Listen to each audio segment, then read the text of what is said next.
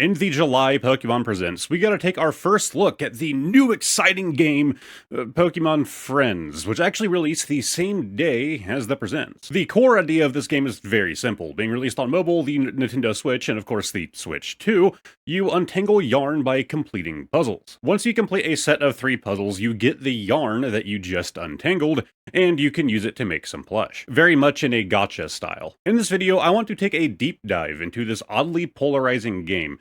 Now, if this is the first time that you've heard of Pokemon Friends and its really bizarre name, then you might be wondering, how could such a simple puzzle game have any level of controversy? Well, Nintendo and the Pokemon Company always find a way. So let's get into it. Personally, I am not much of a mobile gamer. The only mobile games that I really play are usually offline, quick to load, and quick to drop. So this game very much felt at home for me on the Switch rather than mobile, as it's an always online game. Oddly though, that isn't the case for the Switch version. I don't get why the mobile version requires connecting to the game servers if the Switch version doesn't, but we're just getting off topic at this point. On the Switch, Pokemon Friends costs $9.99. With that, you get access to what Nintendo calls the Basic Pack. This pack includes 30 puzzles, 70 plush, and all 11 types of yarn. I should clarify now. These puzzles are basically mini-games. So, when the game refers to something as a puzzle, they just mean mini-game, at least in the literal sense. For the sake of this video, I'll just be calling them as such, games. This is just because each game has multiple levels or stages to it, and it's just easier to call those puzzles. I'm hoping that this will prevent confusion as the video goes on. So, $10, 30 mini-games. That seems like a pretty good deal, right? Well, you can't forget these mini-games are very simple and very repetitive. So maybe something like 50 would be better? Well, don't you worry, because Nintendo has your back. For $14.99, you can get access to another 10 puzzles in the Puzzle On Pack number 1. That pack also gives you the ability to craft 40 new plush and even more room decoration. More on that later. Still not enough? Well, how about another $14.99 for another 10 minigames? Well, maybe the Puzzle On Pack number 2 is for you. Maybe you want both. So, you could pick up the Puzzle On Bundle for $25.99, saving you a whopping $3.99. Are you starting to see where that controversy is coming from? These 2 DLC packs released on the same day as the base game. That means this content was made before the game was released. Then they cut it so they could sell it back to you separately. So, if you want all of the content at release, this simple puzzle game will cost you $35.98. That is a steep price, and one that I certainly wouldn't be willing to pay. Except I did, because I wanted to make this video. You're welcome. Okay, hold on. Isn't Pokemon Friends free on mobile? Well, if you want some free Pokemon Friends on mobile, join my Discord with the link down below. There's a lot of Pokemon Friends in there. Because on the App Store, you're not getting freebies. Yes, the game is free to download, but I certainly wouldn't consider it anything aside from a demo. A demo that should have been made available on the Switch as well, in my opinion. Think about this from the point of view of a mobile games publisher. Nearly every app and game on mobile is free, or at least the commercially successful ones. Are people really going to download your game to their glass rectangle if it has a $9.99 price tag right where the download button normally is? Not likely. But you don't want it to be free. You want it to be $10. So what do? Well, you let them download your game for free, but all you let them really do is complete the tutorial. Then you propose 2 different choices. Either they can play 1 set of mini games a day, which only takes anywhere from 1 to 5 minutes to complete, and that's including time to load into the app. Or you can give them the option to pay, guess what? $9.99, and it fully removes that 1 set of mini games a day restriction.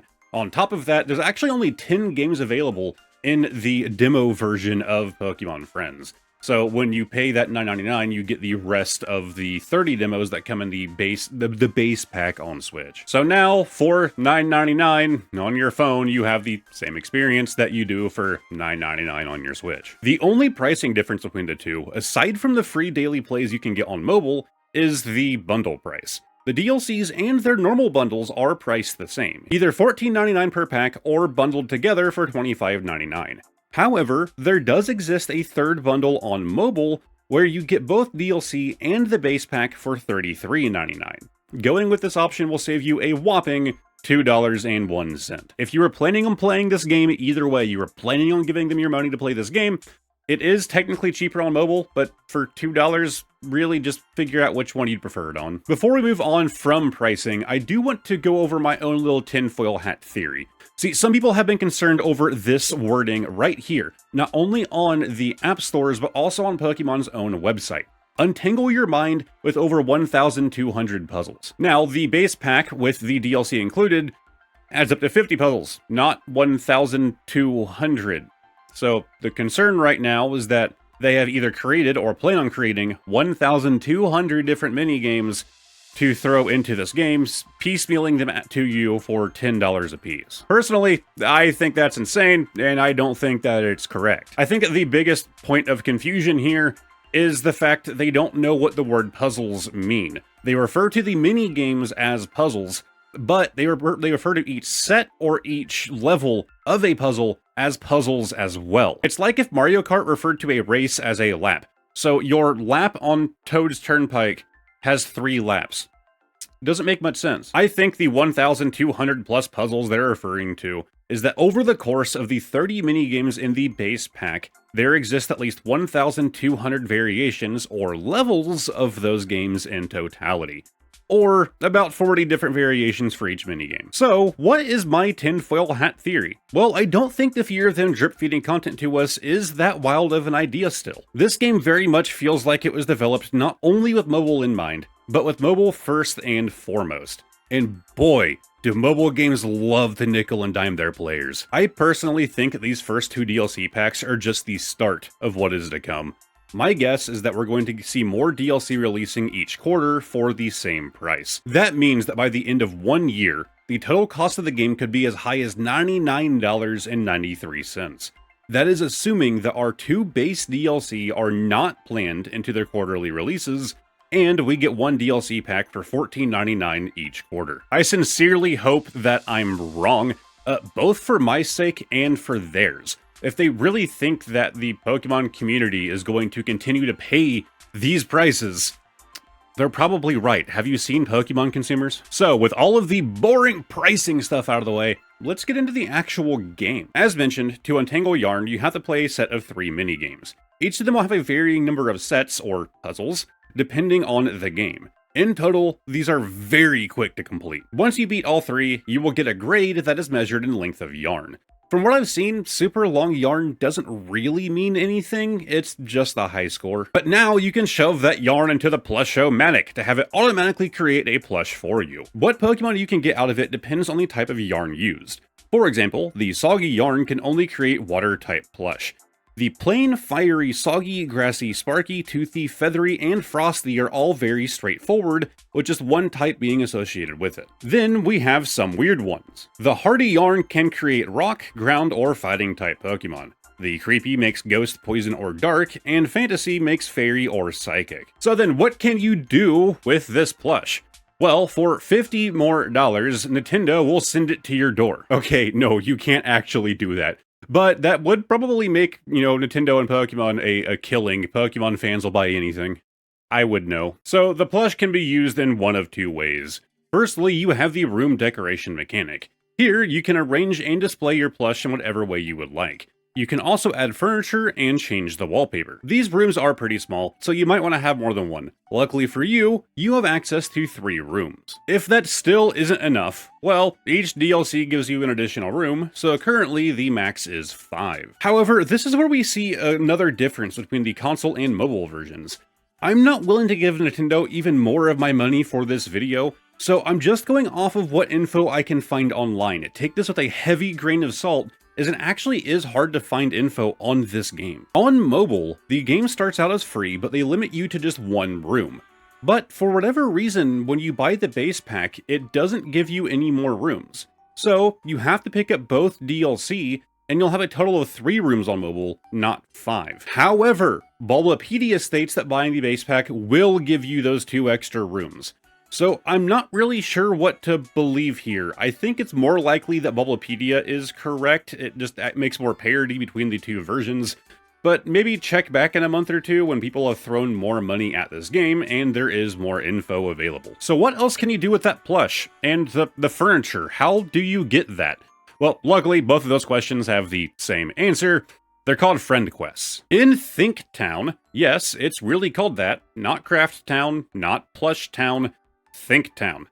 Look, my suggestions were not great either, but Think Town is still just a bad name, let's be honest. Anyways, in Think Town, you can accept quests from strangers who want specific plush. Usually this is either a certain type of Pokemon or even just a Pokemon with a certain vibe. Doing so will net you various rewards, including furniture. You will also earn friendship points with the resident in question, and that raises your bond with them. More friendship points means the town's appearance on the map will evolve over time, and you can unlock new stamps. Oh yeah, stamps. How do I put this as nicely as possible? Who gives a shit? Look, it's developed as a mobile game, and what mobile games always do to keep their players active every day? Well, they incentivize playing every day. Usually this is done by rewarding the player with in-game currency or even cosmetics or gear for keeping a streak going. And Pokemon Friends? Nothing. No, really nothing, or next to nothing at the very least. You have a calendar, and if you complete one of the sets of puzzles on that day, you can put a stamp on that day. That's it. Just the stamp, no other reward. Look, I do hate the you have to play our game every day thing. But if you're gonna do it, give us an actual reason to play every day. Like, putting a stamp on a virtual calendar is not exciting to me. So far, this video has been pretty negative. So why don't we get into some of the positive aspects of the game, including, by far, my favorite part, the music. No, I am not kidding. As is normal with Nintendo, they hit it out of the park with the music in this game.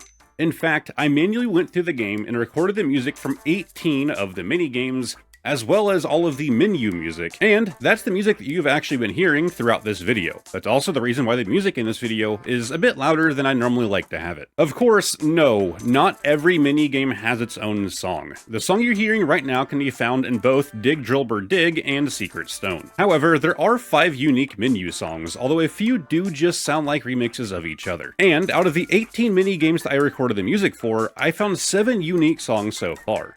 That means, after doing a little bit of math, we can expect about 10 different tunes for the puzzles in this game, and there's likely going to be more with more overpriced DLC in the future. Don't get me wrong, this music isn't groundbreaking, it's very simple. But it kind of feels like the Animal Crossing OSTs that you hear in every Nintendo video on YouTube, and I really like it in that respect. In fact, I'm actually considering sending my recordings of these songs off to a music creator friend of mine, and having him create extended versions of the songs, so I can utilize them in future videos. So what do you play games for? Well, unless you're a story-obsessed nerd like myself, it's probably for the gameplay.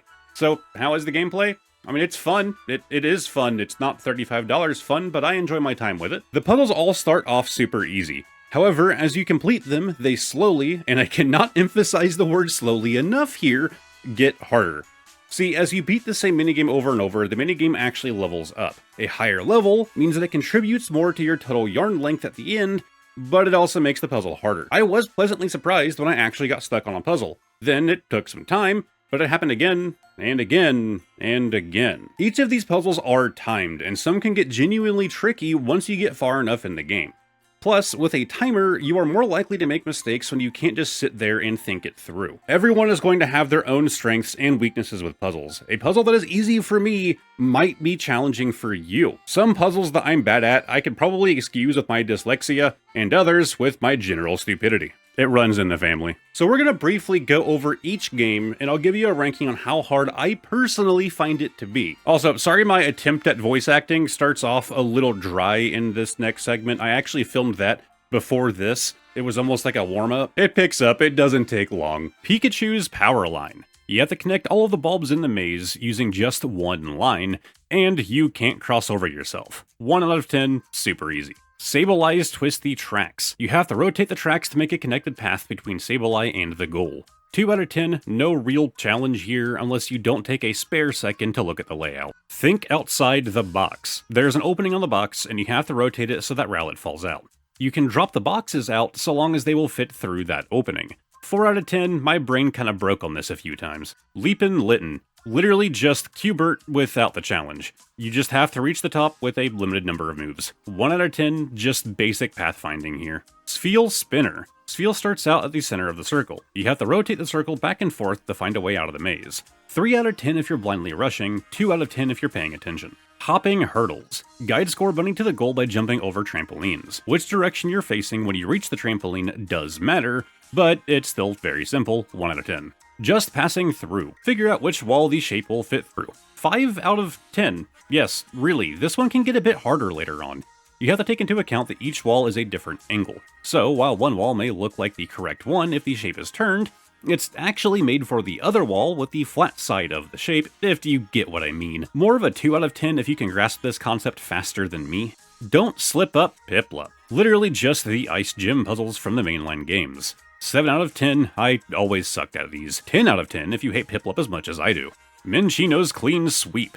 You have to clean up the trash tiles. This game takes way too long to get harder, but eventually you will realize that you can't just jump around, and you have to go in a connected order, and end up on the trash bin last. Still 2 out of 10.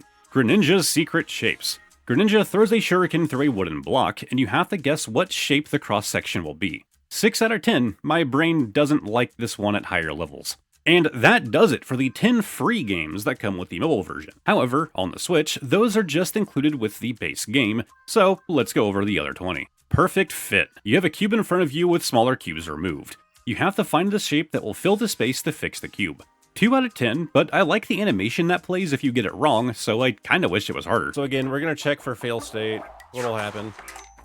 Okay, I like that little animation. You see the other block break off. Pansage and Pal's Cafe. Basically just a counting game at a glance. You have to decide if the right and left sides have the same number of cupcakes. However, at higher levels, the patterns start to mix up more and more. And the timer encourages you to just go off of the pattern and not actually count. Another game that my brain hates, 7 out of 10. Makuita's Mighty Moves. This is just the rock puzzles from the mainline games, but so far, they haven't proved any kind of challenge, 1 out of 10. Find the Froakie. You have to count the number of Froakie in the 3D space, which you can freely rotate around. I would say 1 out of 10 because I kept making fun of this game as being the easiest one on stream, calling it just a test of object permanence. But of course, I had to mess one up while I was actively making fun of it. So, it gets a 2 out of 10 just for styling on me in front of my chat. I know I'm going to make a mistake on this one eventually, right? But it hasn't happened. Oh, I was about to say it hasn't happened yet. I knew the second I mentioned it, it would actually happen. Last balloon left. Just makes you want to play Balloons Tower Defense again. Arrows fly in a straight line. You have to find the balloon that won't be popped. 3 out of 10, it got me once, and I had to write an apology to my family. Lotad's Ferry Service. No joke, this is just the ice puzzle again. When you step on a Lotad, you fly in that direction until you hit a wall. You also go in the same direction that you were going when you first stepped on the Lotad. This can be a bit tricky, as at higher levels, you'll have to get off the Lotad, then back on at a different angle. Still, I found this easier and more enjoyable than the Piplup version. That's 6 out of 10. Okay, I won't lie, I've had to do so many takes on this one because I keep messing it up, so we're just gonna do one take, and if it sounds terrible, I apologize. Pumpkaboo's Shadow Show. The Pumpkaboo will shine a light on the shape in front of it. You have to guess what the silhouette will be. 4 out of 10 can get a bit tricky later on. Okay, that wasn't too bad. Flight paths. Change the direction of the flying Pokemon so they won't collide. Some Pokemon fly further than others, so that does add some complexity, but still, 2 out of 10. Metal match. Move the elemental metals to their matching spot. No, really that's it. 1 out of 10, but probably the most satisfying game here. Secret Stone. Basically the ruins of Alph puzzles from Generation 2. I sucked at these as a kid as well, and believe it or not, 6 out of 10. As always, these get harder later in the game. Klefki's Keys. Make your way to the goal, using your keys to unlock a set number of doors. 1 out of 10, super simple. Shine on Cherim. This one can get more complex than you would think. You have to change the angle of the mirrors to reflect the light beam onto the Cherim. 6 out of 10. Take it for a spin. The flat object on the pole will spin, and you have to guess what shape it will make. Pretty satisfying game that can get a bit harder later on, 5 out of 10. Dig, Drillbird, Dig. You just have to connect all of the tunnels. I'm not sure why I struggled on this one at first. It's probably one of the easiest games. 1 out of 10. Tidy Toxel's Toys. Tetris. Except you just freely place the blocks. 1 out of 10. Count on Gimme Goal. My favorite game by far. You have to draw a line, but with each section you draw, the number on the page goes up by 1. You have to reach the goal number, but also hit the correct numbers at the correct time on the way there. I actually used to play a mobile game that was this exact puzzle. 2 out of 10, but it might be harder if you haven't already played this exact thing for many hours in the past. Squirtle the Gardener. Basically the same as Sablei's Twisty Tracks, but now on a smaller grid. 1 out of 10. Wooloo's Way Home. Break the blocks to form a flat surface for the Wooloo to roll across. This starts easy, but starts to mess with me later on. 4 out of 10. Pattern Path. Look, this looks like an easier version of Count on Gimme Goal, but man, it is the opposite to me.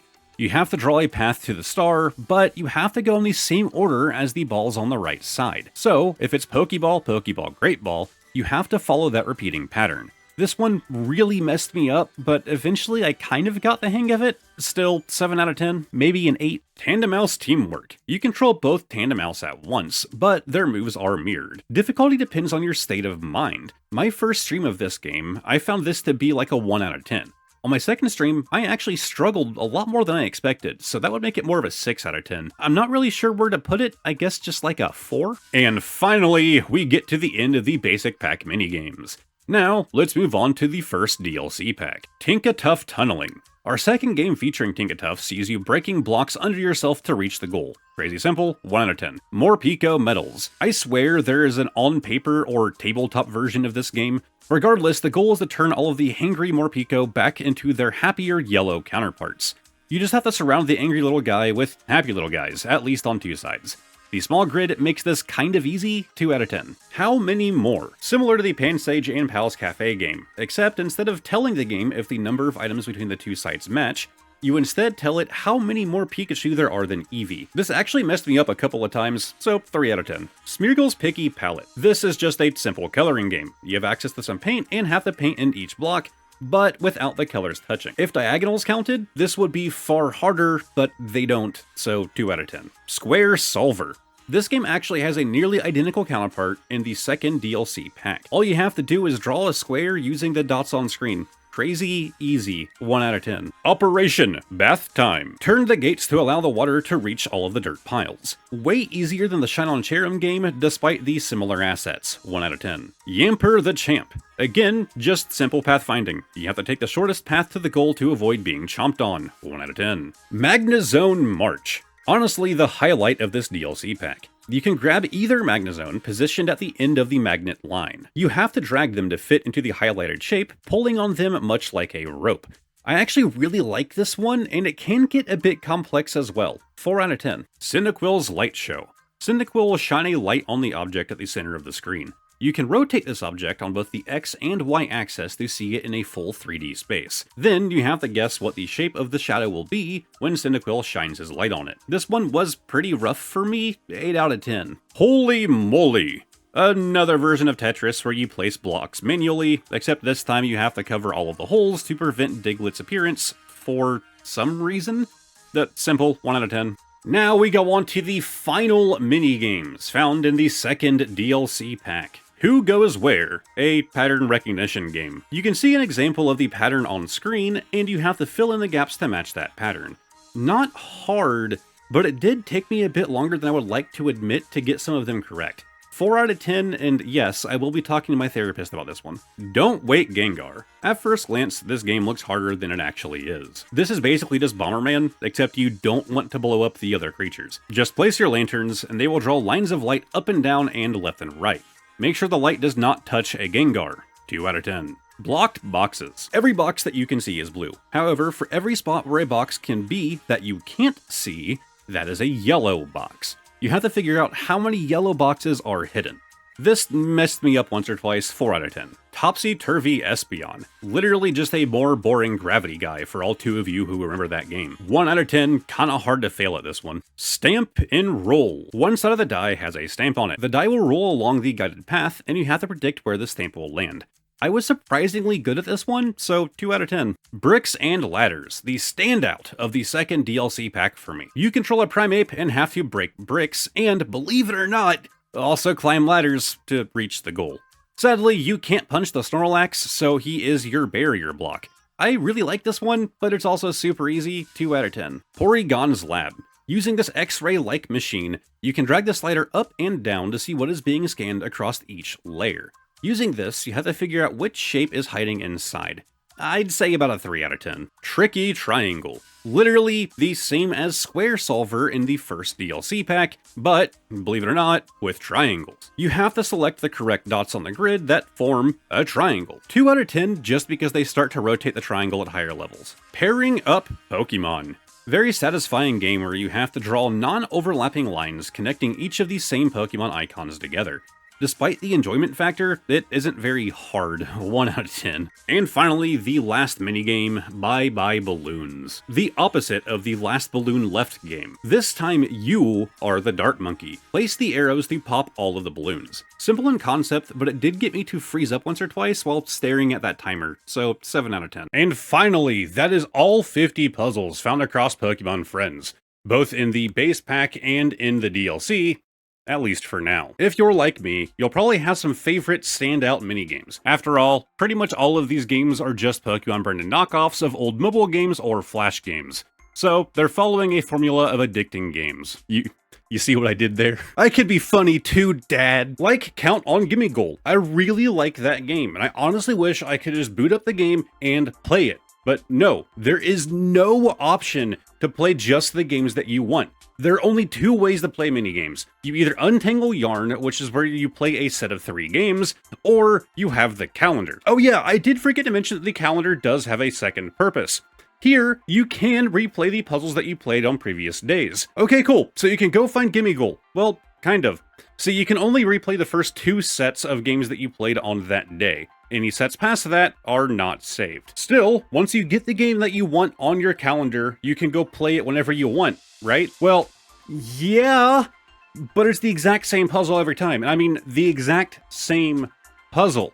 It's the same solution every time, because you're playing the exact one that you did on that day. What's interesting is we actually tested it out on stream. What happens if you beat your record, or if you attempt to replay it and you fail? Well, the minigame gets a little check mark next to it saying that you replayed it. It doesn't care if you managed to beat your record on that day or not, which you think would be like, oh, you get like an extra stamp, right? Like, oh, 2 stamps saying that you went back and you beat yourself. You beat your former record on that day.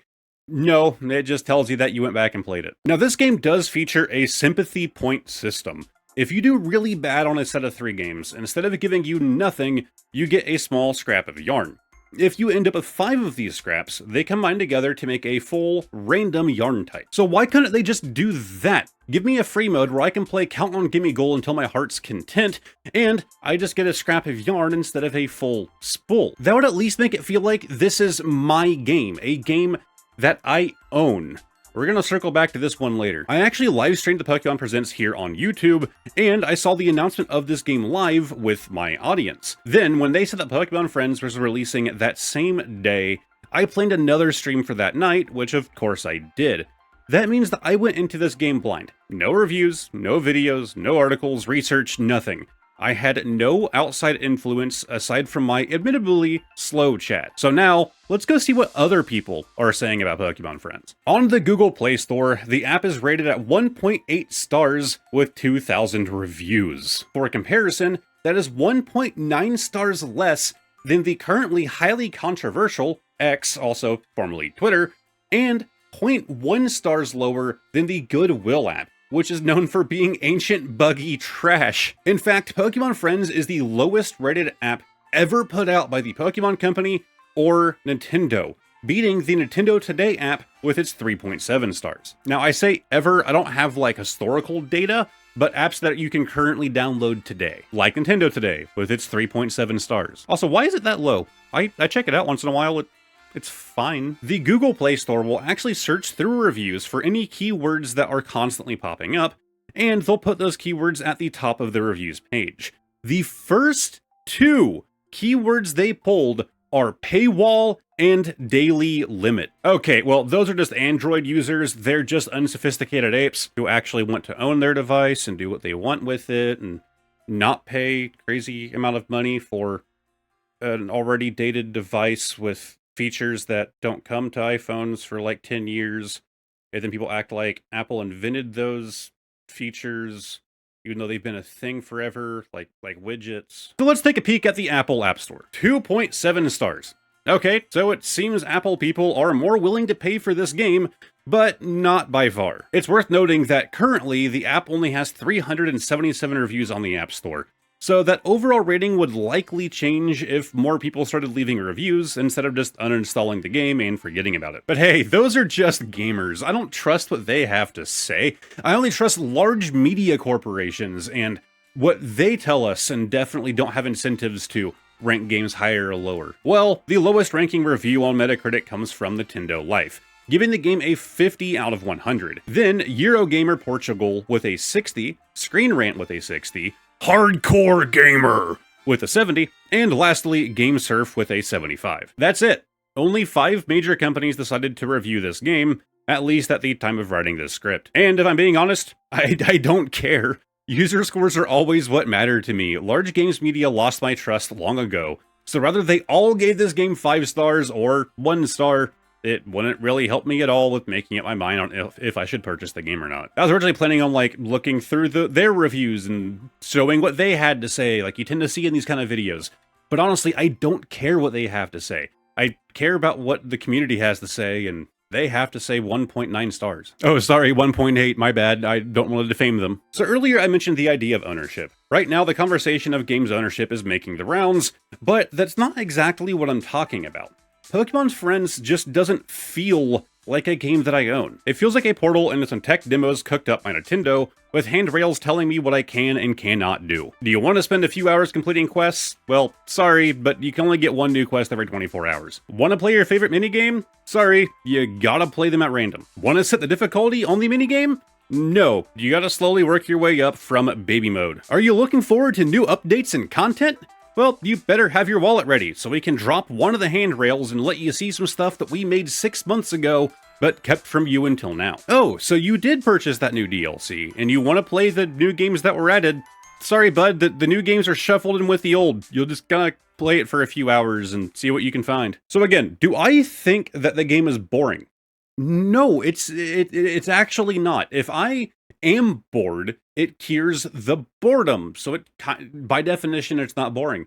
If I'm hanging out in the living room or whatever, I'm on my Switch and I don't know what I want to play, I don't know what I want to do, that's just a quick pickup for me, right? I'll load it up, I'll play a couple of puzzles, and then I'll set it down. It feels like that's kind of what it was meant to be, which is kind of lame. In my opinion, what they should have done is this. Doesn't have to be a full-priced game, but you could actually charge more. No joke. If they had more of the puzzles, so no future DLC, more of the puzzles, and it was a complete package. Once you, I don't know, raise the difficulty on a puzzle up to level 5, then from there, now that puzzle's unlocked and you can play it freely and earn scraps of yarn for playing it in free play. No more real-life limitations on quests. Rather, just base it off of, oh, you need to do this many puzzles, or you need to complete this, this certain quest to have this next set of quests unlocked. A fully offline Switch game of this, especially with a physical,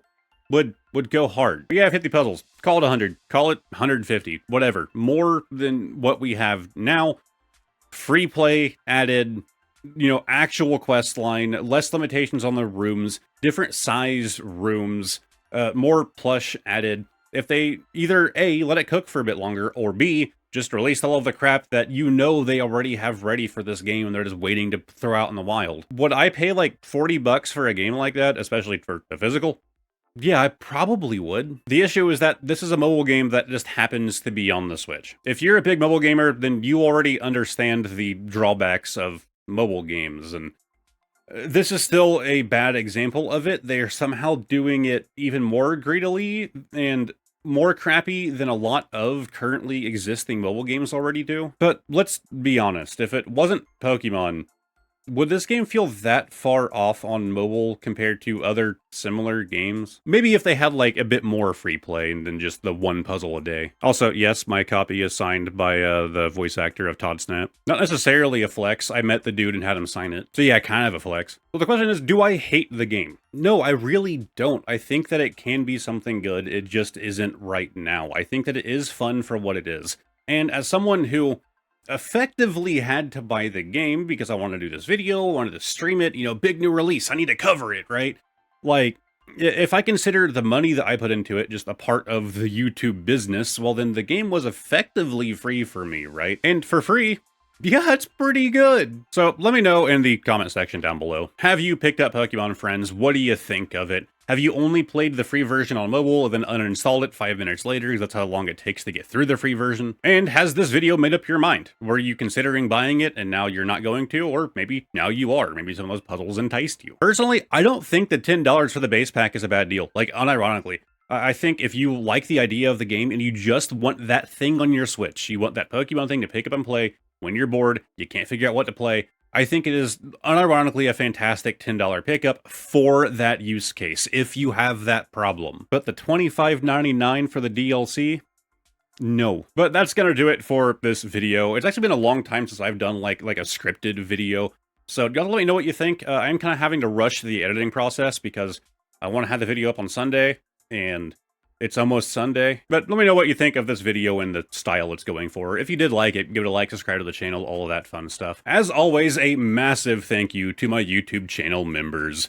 PokeHoarder J, Obsidian, Smokey of the Sun, Andrew B, Bod, Reed, Katie Huff 21, Lana C, Air, Kiss of Ember, Gina Rips Pokemon, Candace Reynolds, Lycan, Carr, Ava, Anthony, Reese, Billy Wilma, Obsidian Panther, and Ineffable. It's only thanks to those 20 people that videos like this can even happen. Anyways, if you guys do want to join in the Discord, there's going to be a link for it above my head. On this side of the video, I'm going to have a random video that YouTube thinks you'll enjoy, and this side I'm going to have a playlist of all of my Pokemon videos if you feel like binging. Thank you guys very much for watching, and hopefully I'll see all of you next time.